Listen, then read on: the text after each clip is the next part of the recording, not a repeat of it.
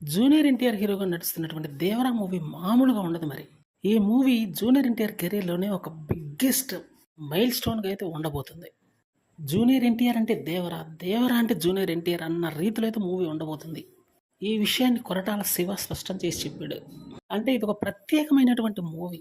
Graphics పరంగా గానీ, visuals పరంగా గానీ, స్టోరీ పరంగా గానీ, ఫైట్స్ గానీ ఇలా ఎవ్రీథింగ్ ప్రతీదీ కూడా అదిరిపోయే రేంజ్‌లో అయితే ఉండబోతుందట.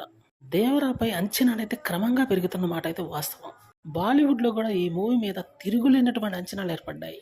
ఎందుకంటే కరణ్ జోహార్ కూడా దీన్ని భారీ స్థాయిలో ప్రమోట్ చేస్తున్నాడు. ఆషామాషీ మూవీ అయితే కాదిది.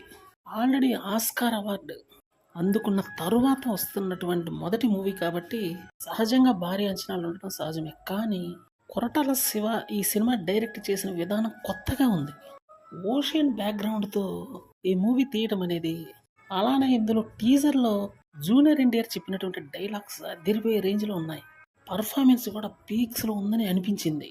ఇలా అన్ని సంఘటనలు వెరసి సినిమా మీద అతి భారీ అంచనాలు ఏర్పడ్డాయని చెప్పాలి. మరికొద్ది రోజుల్లో ఈ క్లైమాక్స్‌కి అయితే తెర దిగబోతుంది. ట్రైలర్ అంటూ వస్తే ఈ మూవీ మీద పూర్తి స్థాయి క్లారిటీ వస్తుంది.